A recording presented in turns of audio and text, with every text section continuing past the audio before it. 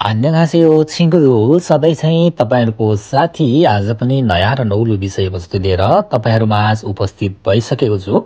आशा छ तपाईहरुले मेरो भिडियोलाई हेरेर लाइक, शेयर, कमेन्ट गर्न भने छुटाउनु हुने छैन। र सँगसँगै मेरो च्यानलमा नयाँ हुनुहुन्छ भने कृपया एउटा सब्स्क्राइब गर्न भने नभुल्नुहोला। तपाईको एउटा सब्स्क्राइबले हामीलाई हौसला मिल्नेछ।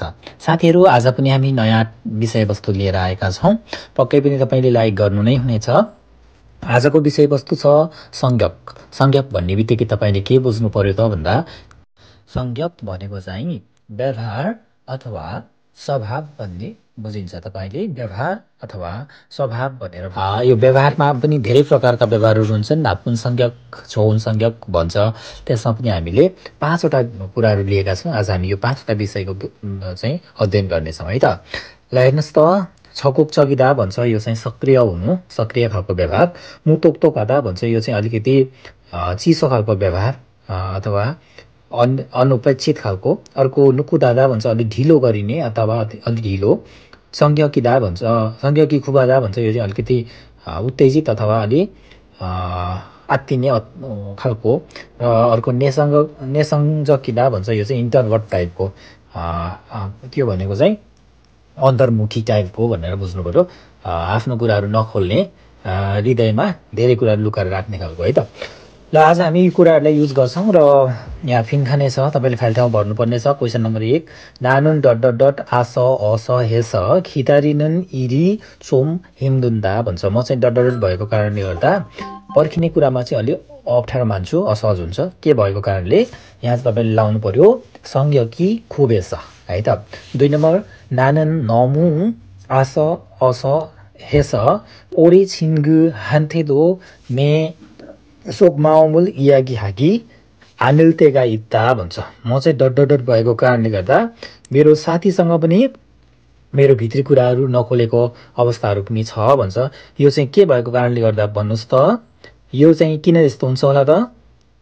यो चाहिँ अलिकति इन्टरभर्ट भएको कारणले गर्दा। त्यसो हुँदा नेसंजकिदा भनेर लगाउनु पर्यो। नानुन नमु नेसंजक यस नेसंजक अनि तपाईले अस लगाउनु पर्यो। नेसंजकी अस ओरेन छिन्कान्ते दो ने सोक माउमुल इयागी हाजी आन्डलतेगा इत्ता भनेर बनाउनु पर्यो है त। तेस्रो नम्बर आइसकेको छ। तेस्रो नम्बरमा के छ हेर्नुस् त। ने थोङसेगुन संज्ञकी आस अस हेस अत्तन इरुल हाल्ते मिरी हानुन केन्बुगा अप्ता भन्छ। मेरो भाइ चाहिँ भएको कारणले गर्दा जुनसुकै काम गर्दा पनि अलि चाँडै गर्न चाहिँ सक्दैन, गर्दैन भन्छ। के कारणले अघि हामीले नुकुदादा भनेका थियौं। त्यो चाहिँ नुकुदादा चाहिँ नुरुदाबाट बनेको हुँदा ढिलो भएको कारणले गर्दा। ने थोङसेगुन संज्ञकी नुकुत हेसा, यहाँ चाहिँ हेसको युज गर्ने। मेरो भाइ चाहिँ उसको व्यवहार चाहिँ अलि ढिलो भएको कारणले गर्दा उसलाई जुनसुकै काम गर्दा पनि अलि चाँडै चाहिँ अलि पहिले चाहिँ गर्न सक्दैन भन्ने अवस्थामा है त। हामीले 3 नम्बरसम्म अध्ययन गरिसकेका छौं। मलाई लाग्दैछ तपाईहरुले बुझ्नु हुँदैछ। यदि कुनै पनि किसिमको क्वेशनहरु भएमा तपाईले कमेन्टमा छोड्न सक्नुहुनेछ र हामीले यो कुरा सबै डिस्क्रिप्सनमा नेपालीमा उल्था गरेर तपाईलाई राखिदिने छौं। कृपया हाम्रो यो युट्युब च्यानललाई सब्स्क्राइब गर्नुहोला, लाइक, कमेन्ट, शेयर गर्नुहोला र यो भिडियो पनि तपाईले पटक पटक हेर्नुभयो भने केही न केही कुराहरु सिक्नुहुनेछ भन्ने हामीलाई आशा छ साथीहरु। त्यसकारणले गर्दा डिस्क्रिप्सन हेर्नुहोला, हामी डिस्क्रिप्सनमा राखि नै दिनेछौं। 4 नम्बरमा ने छिङ्गुन बाल्दो फेल्लो अपको। मेरो साथी चाहिँ खासै बोल्दैन भन्ने अर्थमा आस अस हेस खाक्कुम हानान साराम छरम थोइन्दा भन्छ। कुरा पनि खासै नगर्ने अनि भएको कारणले गर्दा कहिलेकाहीँ चाहिँ अलि रिसा मान्छे जस्तो देखिन्छ भन्छ। अघि मैले एउटा वर्ड भनेको थिएँ मुतोक्तो घादा भन्ने वर्ड भनेको थिएँ। यो चाहिँ कस्तो भनेको थियो, अलि चिसो खालको व्यवहार गर्ने अथवा अलि अनुपयुक्त खालको व्यवहार गर्ने भनेको थियो नि है। मेरो साथी चाहिँ अलि अनुपयुक्त व्यवहार गर्ने अथवा चिसो खालको व्यवहार गर्ने भएको कारणले गर्दा हो।